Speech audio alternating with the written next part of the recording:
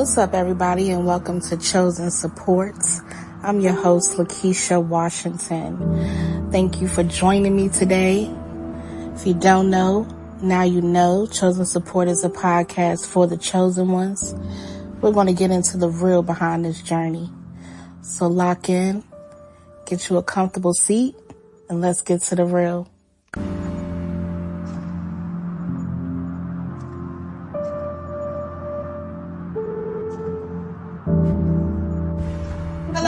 Hello, everybody, and welcome to Chosen Support Podcast.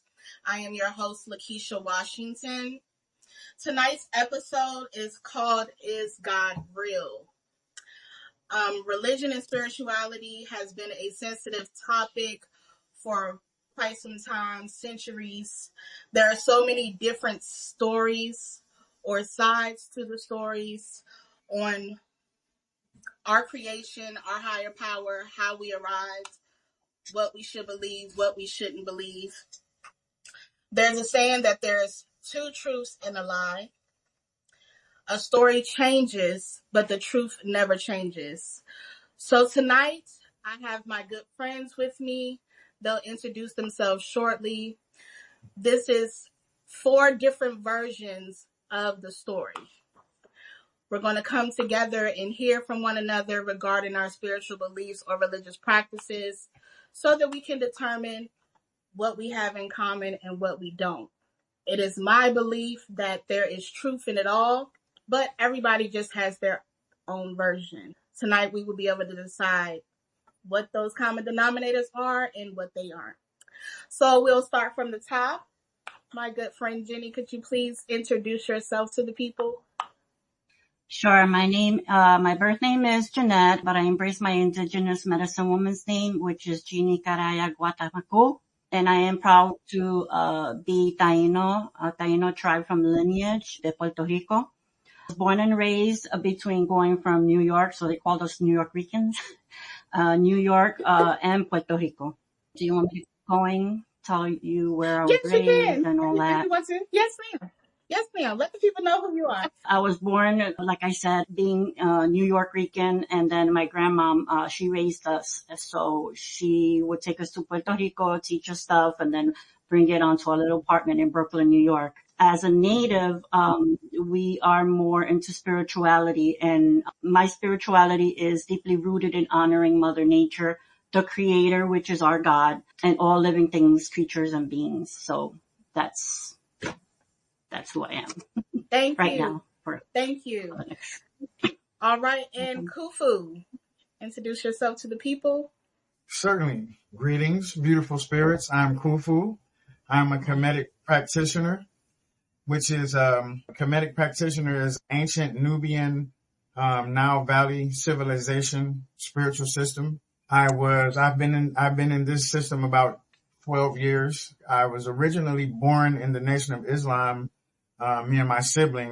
But before that, my grandfather was a preacher. So born in Christianity, my dad broke away, became an imam at like one of Malcolm X's mosques or something, one of Malcolm X's mosques. So we was born and raised Muslim. But when I turned 18, I broke away from Islam and I started practicing African spirituality. So in my particular spiritual system, we believe that God and the creator are two different things. There is a creator, and then there's the concept of what man made, which are in these books and scriptures that they call God. So, you know what I'm saying? Like there's a difference between what people say God is and then the creator, the great architect. That's what we call it, the great architect, the one consciousness that we all share a part. We all are a part of the one consciousness. I'll get a little bit deeper into that, but that's... Yes, we're going to have to dive deep. I'm going to ask you guys to give us a background and give us a little history on your beliefs so that we can enlighten each other, because I believe that we need to know. I believe that that's what this is about, learning and discovering new things. And me, myself personally, I will go ahead and go off of what I believe and introduce myself more. Of course, everybody knows who I am. I am the host, Lakeisha Washington. I was brought into, I was taken to a Jehovah Witness church. I was also taken to a Christianity church. But as a child, I went to a Baptist church by myself. I just wanted to go to church for some reason. Nobody on my mother's side of the family, which is who raised me, took me to church. But it was just something that in my spirit, I guess, even as a child, that I wanted to do. So I started out in a Baptist church. Now, as I grew and started to build a deeper connection with God, I started to see life in the world through different lenses, if that makes sense.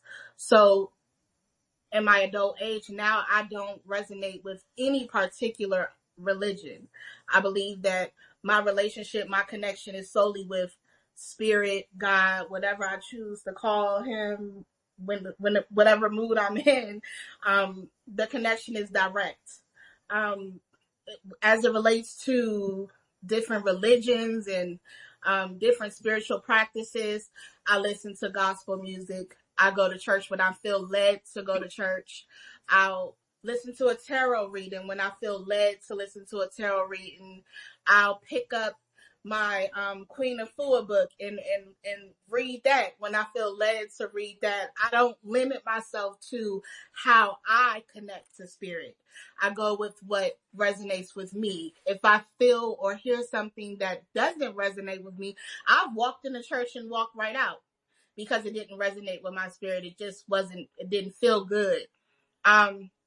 So that's just my particular practice, but I enjoy listening to all of the stories. And as I do, I've spoken to Israelites, I've spoken to Muslims, I have relationships with, as present, people who have different spiritual beliefs or religious beliefs, and we're close. I love them like family. So I don't discriminate particularly. I find truth in all of the stories, and in listening to the stories, I find a lot of similarities and some differences. So I just wanted to create this platform so that we can get to that, so that we can open up the dialogue for that.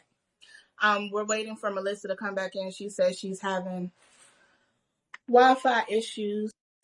But while we're waiting for Melissa to come back in, I'll piggyback off some of the questions and we can go back to you, Jenny. Was your belief adopted at birth or did you change? Well, growing up, the indigenous people of Puerto Rico and New York, they were pressured in the colonization, right? Of the fear of the Bible instilled, the fear of the Bible and all that. So of course, growing up, both grandmom would still instill the beliefs, the traditional beliefs. She would still go to church. So we were both. I was baptized as Catholic. But growing up, same, as I heard from him, it didn't sound right to me. And so I took to the native side, in which, again, same thing that he said, which I agree with, which is I believe in the God, the creator, and the oneness, right?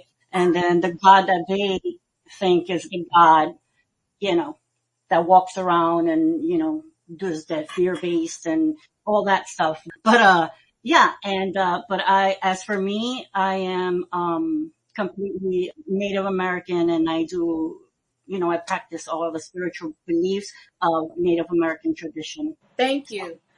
We'll get back to you, Melissa, now that you're back. You can go ahead and introduce yourself to the people. All right. Good evening, everybody. My name is Melissa. I've been knowing Keisha a long time, so I'm honored to be here on this podcast. It's a pleasure to meet and see all of you. So originally I'm from Washington, D.C. I was born there, raised in Maryland, and I currently reside in California right now.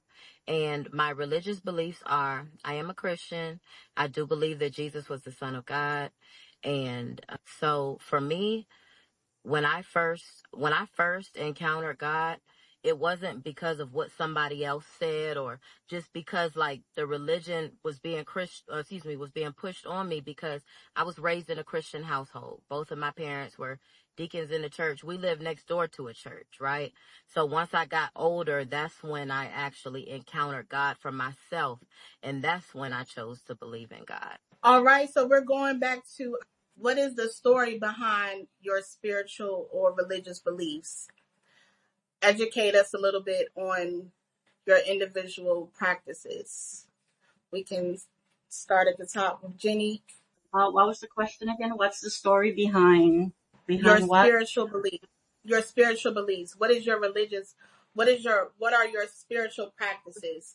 With somebody like myself, I don't know anything about the The indigenous spiritual spiritual practice? practice. Yes. So can you educate us? Tell us the background story a little bit. What you guys practice? What you guys believe? Sure. On the top, of course, as with every religion, prayer is on the top. Prayer is the most thing on the top. Where it gets a little bit different is and you know who I am, right? In every tribe, there is either a seer, an empath, or something that has to do with the other realm.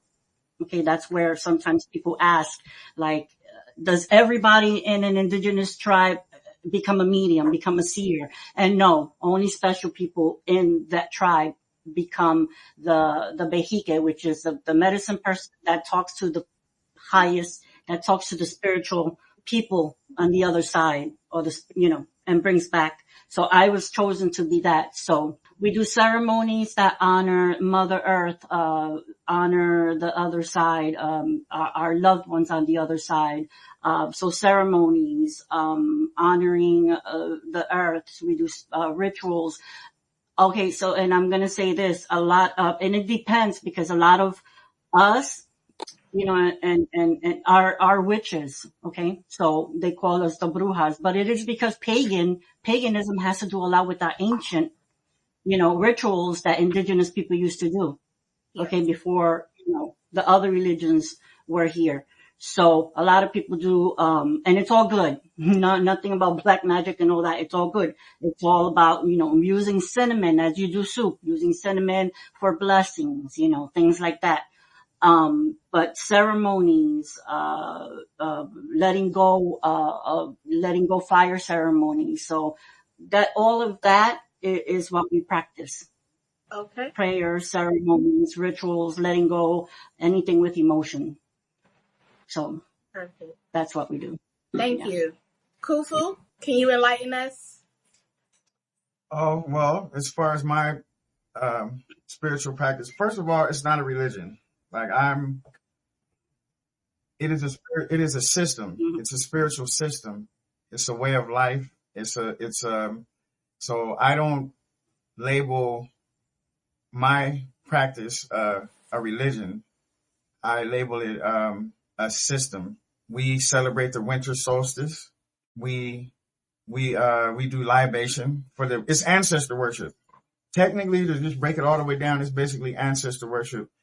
We believe that you are every ancestor that ever existed. All of them came together to create you, and they all live inside of you. You are every ancestor from the beginning of the creation of man and woman. All of them accumulate into you, into who you are today. Every one of them lives and resides within you. So, it's deeper than that, but I'm just trying to make it like general so people can kind of like understand it. But technically speaking, it's ancestor worship. We believe that God, I don't even really like using that word, because that's actually like a German word that, that's not really, that word can't describe the Great Spirit. It can't describe the Great Spirit. So I don't really like using that word, but for just for understanding's sake, I'll use that word. To us, God, it exists within all things that live. God is life. God is everything that has life in it, from the blade of grass to the ant, to the elephant, to the the bird, you, me. We don't believe that there is a God outside of you. We believe that the God that exists is within you. And the devil or the great deceiver also is within you are God and the devil. You know why? Because you can create and destroy. You can create and destroy. You can love or hate. You can give birth or you can take life. So it's more to it, but that's technically our worldview, our the way we see things. We so ancestor worship is very important because they they came before us. We actually stand on their shoulders, right? So, and the duat, we call it the duat. Duat is the spiritual realm, similar to what Sister's talking about. But I was listening to her. It's indigenous. I can understand where she's coming from because we also believe in the duat. You can call it, I guess, heaven or, I won't say hell because hell is a bad place, right? Yes. According to certain people's understanding. But the duat is the spirit realm where your ancestors reside, right? And you can ask, that's who we pray to ask them to help us in the day in this physical realm, right? So, it all revolves around ancestor worship, and we create altars, we burn incense, we give offerings, we pour libation, we use crystals, stones, because the crystals and stones play a significant role. And see, there she go. You see what I'm saying? So, technically, we all, like you said, Lakeisha, we all have a part of the puzzle. We all have a part of the puzzle of the ultimate. Where should I use? We all play a puzzle in this creation story. All of our, you know what I'm saying? Nobody's perfect, but nobody's, you know what I'm saying? All together, everybody has a piece of the puzzle. And that's the problem. It's been scattered around, and we just got to put it back together. But on that note, we're going to pause on that because by the time we finish navigating this, we're going to be able to see, this is what my spirit is leading me to do, is to bring it to the table so that we can all talk and see that, hey, we're not so different. All right, Melissa, can you enlighten us? Yes. So, wow. Everything I'm hearing is just, like you said, it all ties together. But again, just circling back around, yes, I do believe in God, and I do believe that Jesus was the Son of God. And I am a Christian. As a Christian, I pray. I can't speak on what everybody else does because not every Christian does what I do, right? So I pray, I fast, I study, I read my word. I continuously search the depths of my soul as to who I am and what I can continuously do to be a better person. I practice being a good person to other people. I try to practice good moral principles. I try to raise my children that way because of the fact that not every Christian is good. That's why I said I can't speak on what everybody else does, but I know for me, that's what I do, right? Even as a Christian, there are some things that I do read within the Bible where I'm like, I really have to dive deeper. Like God revealed this to me, right? Because people can say one thing, right? Man can say another thing. But at the end of the day, I continuously ask God to bring me clarity. Because, and circling back around to this, I was raised in church, right? I had to go every Sunday. I've seen a lot. I've seen a lot of things that I liked. I saw a lot that I didn't like, right? So I'm just like, so being raised in church, when I became an adult, I stopped going. Keisha will tell you, like, I stopped going to church because of the fact that I'm like, wow, like some of these people in the church is way worse than how these people are out here. Man, just when it was getting good. I know I was just getting good because I was like, yeah, man, I used to go in my deacon, I had a deacon. We lived in the same thing, and he used to make us go and sing in choir. And it's the people that make you not go back. It's not the church. Yes, we're gonna get there. We're gonna get there. That's the question that's coming. That's the question that's coming. Okay. All right. Yes, thank you. Thank you. Thank you. All right. So yes. Yes, yes, yes. So I promised myself that if I did decide that I was going to go back to church, I was like, you know what? I'm going to set a better example of who a Christian should be. I'm going to be a better representation of God, an ambassador of God, because that's what being a Christian is all about. Some people just get so caught up in the religion and get so caught up in the fact that, oh, I have to go to church every Sunday. I have to be at every Bible study. But if you're not willing to be transformed, if you're not willing to allow God to renew your mind, then what's the point? So as a Christian, I allow God to renew my mind. I allow God to utilize my temple, utilize my heart, utilize my soul. That way God could get the glory out of my life. Because that's what being a Christian is. Truly believing that Jesus was the Son of God, being bought with a price. Like my body isn't mine. I belong to God. God created me. God created all of us. So yeah, that's pretty much how I decided and made up in my mind that I was going to serve God. Can I say something? It's like right here in my throat. I love that. Oh no, but I wanted to tell her now she left. Oh, there she goes.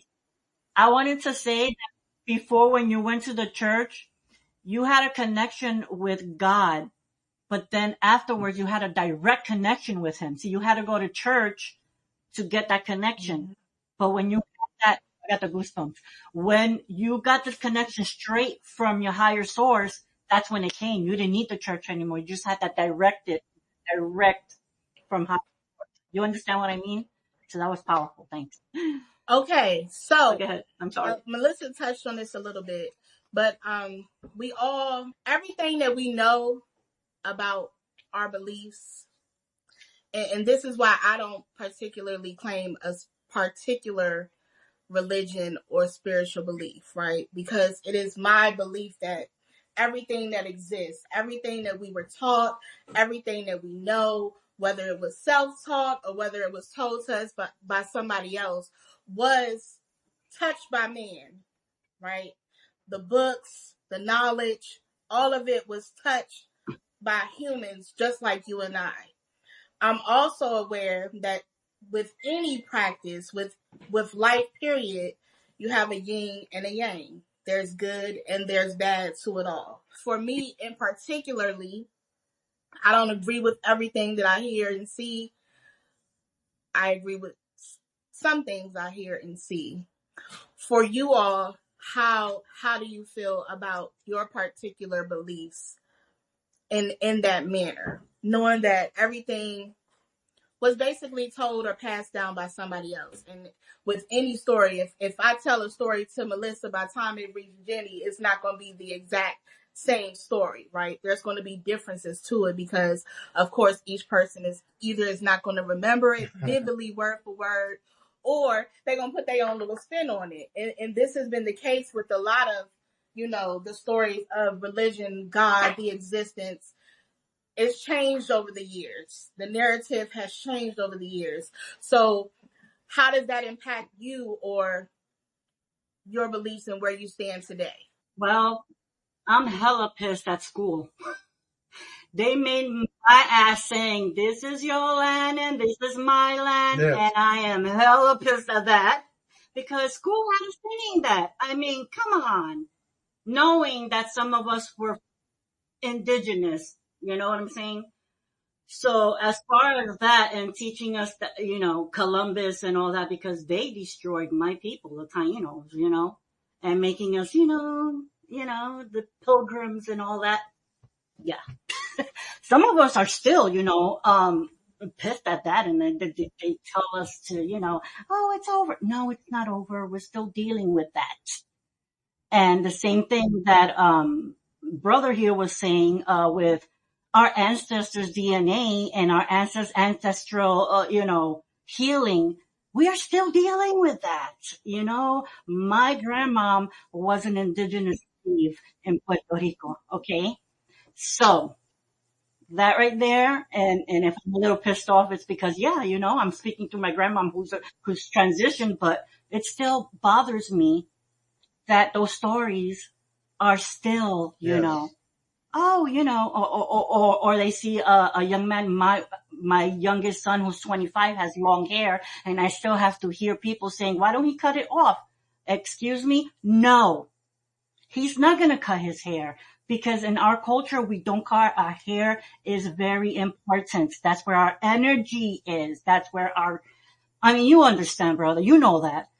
You just don't do that. You just don't ask those questions. You don't, So yeah, I'm a little bit pissed, about the stories handed down, in schools, or people who are not self-aware and who don't understand, about our ancestors, and don't even give 2 cents into, how we feel, and don't tell us, go get over it, because we're not, and we're never going to.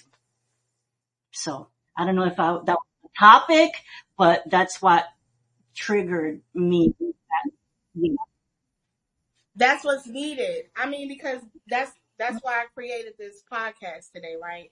To give a Mm-hmm, chance for all sides to tell their side of the story, because it's not being mm-hmm, told. Everybody is just stuck in their own bubbles or scared to touch yeah, anything because it is a sensitive topic.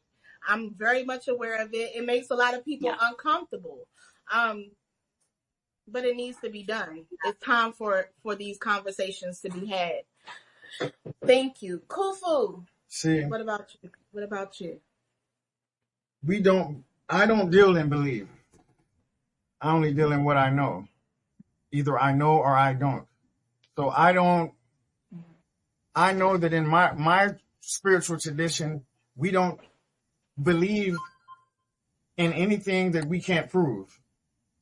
We know that man created our scripts. We know that man written the folklore, and because the folklore, we didn't put our belief in the folklore. The folklore is supposed to set an example to teach you how to live, certain morality, certain things about life.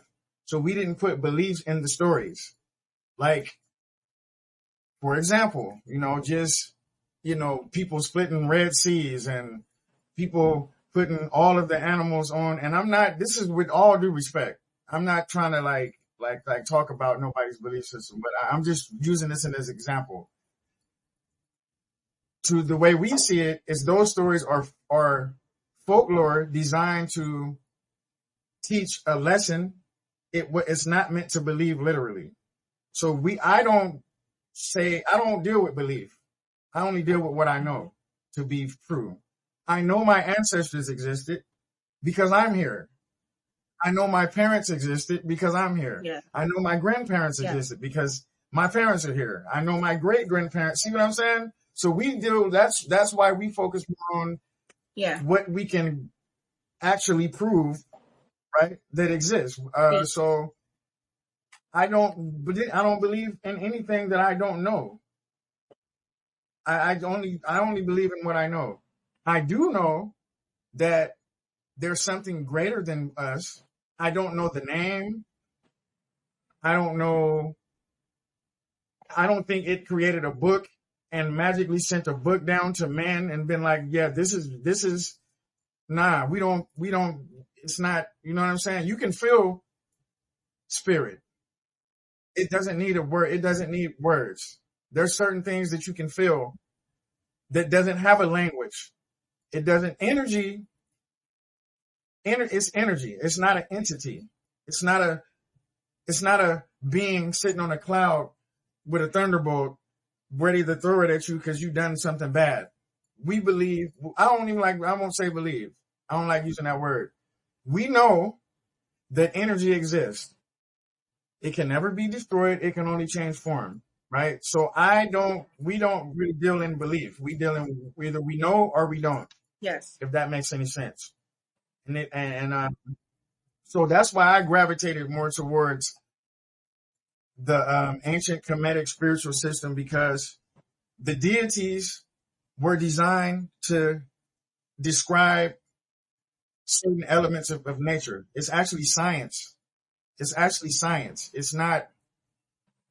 And see, people who don't understand, they call them gods and goddesses, but they were really called netters and netterettes. Netter is the word where nature came from, the word netter. See, originally they were called nature, and each deity in my spiritual system represents a certain element of nature. Like Shu represents the air, Geb represents the earth, Tefnut represents the night sky, right? And these were all they call them Egyptian gods and goddesses, but the Nile Valley Africans didn't call them that. That's the Greeks. When the Greeks and the foreigners went over and tried to like interpret what they saw, they started calling them gods and goddesses and started thinking that the ancient Nubians and the ancient Africans of that time worshiped these things and actually thought that these were real beings. They never thought that. See what I'm saying? But so they didn't believe that these beings actually existed. When you see the guys and talking about you worshiping idols and stuff like that, that's not even what it was. You know what I mean? They didn't believe they were elements of nature, and they used a human. That's why you would see like a dog head on a human body. They didn't think those beings really existed. It represented something. It's some symbolism, symbolic thought. It comes from symbolic thought. It doesn't come from belief. See, and the way they taught were through symbols. That's why you see all the different writings of hieroglyphics on the wall, right? It was through symbolism. They taught through symbolism, and it was mathematics, science. You know, the Medu Neter is really called the Medu Neter, which means were ancient words of wisdom. They wouldn't call the hieroglyphics. That's what the Greeks and the Rockefellers and the Rothschilds and all of them came over there and created Egyptology and called it hieroglyphics. You see what I'm saying? So I say all that to say, we don't deal in belief. We don't deal in spookism. We don't deal in, we don't make mythological stories real. We don't say Zeus is sitting on a thunderbolt and throw a thunderbolt at you. See what I'm saying? You like me, you go with what you know, what you feel, I only deal with what I know. I only deal with what I know is real. Like all four of us right here, we are real because we're communicating. I can see y'all, right? So I'm grounded. I feel I gravitated towards that, and I've been through other spiritual systems, born and raised through it. I know, you know what I'm saying? I used to pray to Allah 5 times a day since I was 2 years old. And in the back of my mind, my logic would be like, why am I praying to something 5 times a day? And when I ask it to make a butterfly appear in my face, just to show, if in these books, you can split a Red Sea, you can turn water into wine, you can do these magical things in these books, right? Just, can you make a butterfly appear in my face? Just between me and you ain't even got to show nobody else. Just make a butterfly appear. Like, if your name, you know, and I'm not, this is what led me to where I am today. I don't know nobody else's journey. I don't know. Everybody has their own personal relationship with. That was my you know what I'm saying? Go ahead. Okay. Bring it in. So I'm just saying that turned me off from belief. It turned me off from belief. I have to have something more tangible. I'm not saying there ain't and then this is another thing. 3 beautiful women saying God, the creation is a feminine attribute. Yes. If there is a God, It's a woman. Say she. Because the universe gives birth to planets, universes, black holes. Giving birth is a feminine attribute. Creation is a feminine. You create life in your womb, not me, not a he. So to me, the way we see it is, creation. Oh, if God is a woman. God is a feminine attribute. You guys, your womb is connected directly to the spirit realm. You can bring a spirit and create a physical body for it and grow it and then give birth to it. That is the direct connection to the spirit. God is a woman, first of all. So I don't want to hear nobody. I don't agree when somebody say he. That is male chauvinistic. That's male chauvinistic. Men took over these books. Men took over these books, right? And erased the woman. They took, the Holy Trinity was man, woman, and child. In my tradition, we have a Holy Trinity that's older than Catholicism and all of that, and it was man, woman, and child. Asar, Aset, and Haru, right? They took Aset out of it.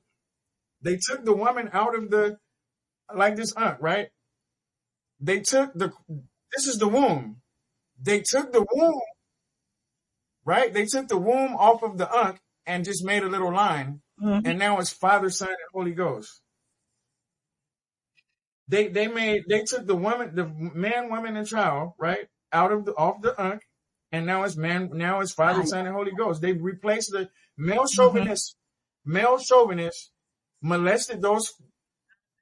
And I ain't talking about just one religion. I'm talking about all the books are chauvinistic towards women. They make but park it real quick because we coming back to it. Yes, park it real quick because that's what we going into next. It really bothers me. Yes, thank you. That's all right.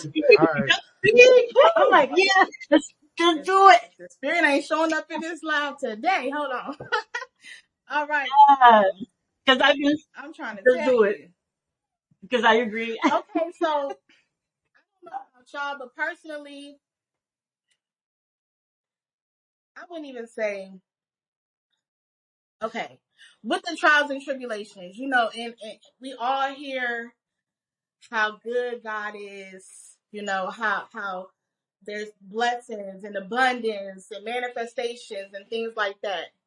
But we also are living in a world that is falling apart, literally. We all have been through trials and tribulations. We all have been through struggles.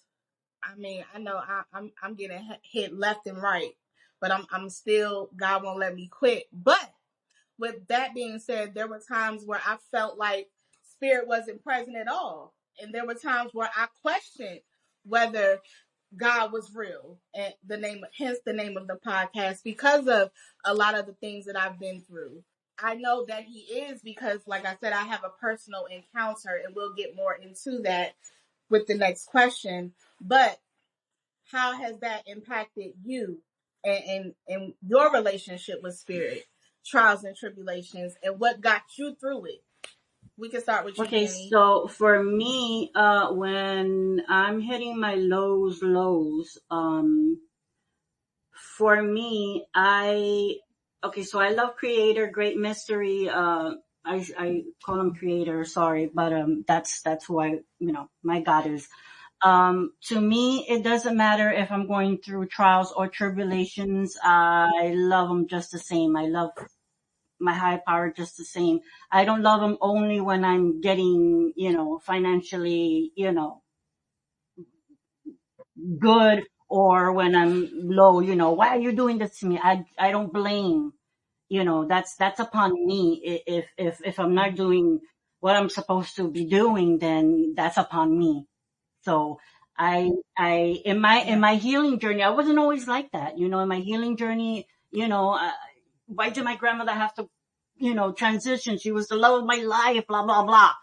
But, learning in my journey, it's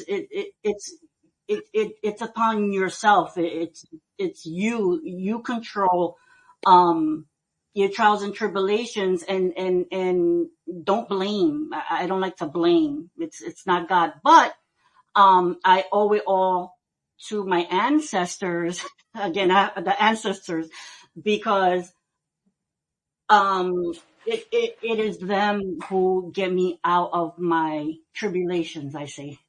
I pray to them, and now that my grandmom is transitioned, when I do have I'm not feeling well, that I have lupus and things like that, it is them who I ask for help. It is them who, Yeah. I turn on my connect, my ceremonial things that I do, my sage, my Palo Santo, and I speak to them and I say, please, So it's not always nice in my spirituality to blame always, but ask for help. Okay. So that's how I deal with it. Great. Thank you. Kufu? Can you ask me the question again so I can make sure I give a clear answer? Yes, with the day to day, right? With the day to day. And I ask this because some people are built to withstand trials and tribulations. And of course, a person like myself who is very, very open and connected with spirit, there is a journey that we have to embark on. And that journey does consist of dark and light. The trials and tribulations are put in place to build us, to position us into what we were brought here or created here to be. However, realistically, it's a journey to get to that, right? And sometimes Wait, that's a different question. Huh? That's a different question. You said That was a different question. I'm gonna Yeah. explain it a little bit more so we can talk about it. There are people who give up on their journey, commit suicide. There are people who stop completely because they can't deal with it. The world only highlights the glorious aspects of God, of spirit, of the universe. Trials and tribulations are one thing, but the healing journey about waking up, that's something different. That's something like, that's something, if you're talking about that healing journey, that you get through by looking at yourself and looking in the mirror and going through all your shadows. That's a deeper thing. Yes, but the world today makes it seem like if you turn to spirit or if you turn to God, you're going to be blessed and abundant, right? And that's not the case. That's the ego talk. So a lot of people is like, okay, I'm here, God, but I'm still struggling. That's what's going on around us. You know what I'm saying? So that's the question. How did you navigate it? How did you deal with it? I know us because we have a relationship with each other. So I know where we all are in our journey, right? But we know that it was a process to get to this point. And I'm just real. At certain points during my journey, I was mad at God. I was cussing God out. Forgive my language, but until it all came to light. So that's what you're saying. So the process to get to where you are now. Yes. So the process to get to where I am now was a hell of a journey. Was the blaming, was the why, was the what the heck, and all that. And that's to each person's journey, it's you got to look at yourself. Well, I'm going to answer the same way because you can't blame anybody. You have to look at yourself, I guess. And I looked at myself and the things that I was doing, which was blaming everybody when you're not supposed to blame everybody. And you're supposed to look at yourself and seeing what you're doing in your journey to see what's happening. You know what I mean? How did God aid you in that? Well, again, Spirit. How did your creator aid you in that? And again, the creator made sure that my ancestors were there for me. That's yeah. Truth to be told, I asked for help and the creator sent my ancestors to me to help me out in my journey. And that's when I did my soul retrieval and things like that and lost 300 pounds and did all that I had to do to be the person who I am today. Yes. Okay. Thank you. That question is actually profound. I am going to approach the answer in this way. There is a duality to everything. There's a up, there's a down, there's a left, there's a right. It's the laws of the universe, right? Okay. I'm going to speak in biblical terms because most people understand the Bible. Most people generally understand biblical language and lingo, right? So, for example, Isaiah 45:7, right? I have it pulled up right here. It says, I form light and I create darkness. I bring prosperity and I create disaster. I, the Lord, do all these things. So, duality. He's not all. I don't say he because I believe that the creative spirit is feminine. The creative spirit is good. What one may consider good and bad. How we view how we view things is, and you are a god and you can be a god and you can be a devil. You can be good or bad. It's a reason why you have this choice, right? We don't. So I had to learn that in order for me to balance who I am and grow into a better version of me. I had to acknowledge my negative side of me, which we all have, but I had to embrace the divine side of me, right? And we all fall somewhere in between that. We all fall somewhere in between the divine, the positive and the negative. That's the battle. That's the angel on one shoulder, so to speak, and the devil on the other shoulder, so to speak. It's metaphoric. It's metaphoric. It's not literal. See? So once I learned that, I was able to accept my imperfections, right? I was able to accept the negative aspect of me, and I felt more comfortable. And in doing that, it made me embrace the divine side of me even more, right? So how I got better, how I grown, how I dealt with things was getting to know myself. Who is the in-between? Who is that character in between this positive and this negative? What does this, what is, how can I maneuver through this thing we call life, this journey that we call life? How can I maneuver through this journey, embracing the divine side of me, but accepting and learning how to control and manage and deal with the negative side of me? That's how I was able. I don't know if that answers your question, but that's. Yes, it does. Once I learned the duality of reality, I wasn't trying to rhyme that either. The duality of reality. Once I learned that, it was much more easier for me to stop being so spooky about stuff, right? And just deal with the reality of ye are gods, right? It's like you can go through, I'm just biblically speaking, just so people can understand, not because it's, you know what I'm saying? But yeah, we all have a duality basically. And you fall somewhere in between both of those things, right? So once you accept that, right, you can heal from certain things, right? I did a lot of healing. I did a lot of shadow work. Once I was able to look in the mirror and be like, yeah, you did that. You made that mistake. You're the person that made that mistake. There is nothing to blame. Yeah. You can't blame nothing but yourself. You can't be mad at the divine side of you. You can't be mad at the negative side of you. You just have to accept it for what it is. Learn from it. Unfortunately, we had to stop right here because the video was getting a little lengthy. But don't worry, we will be back for a part 2 of this conversation. Until then, thank you so much for watching. Thank you so much for tuning in.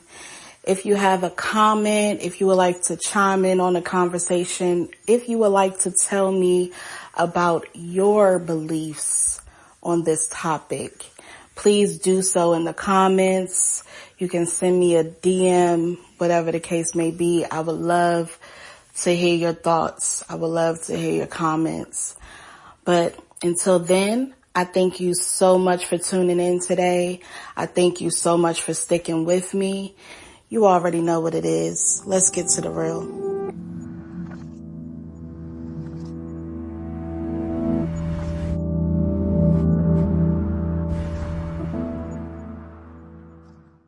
I want to thank y'all for tuning in with me today. You can follow me on all platforms: YouTube, Facebook, TikTok, Instagram, at Chosen Support Podcast. Be sure to like, subscribe, follow, share the podcast. Turn on those notifications so that you don't miss an episode. Again, until we meet, I'll be posting a podcast every week. Make sure you stay locked in. Thank you again for joining me. You know what it is. Let's get to the real.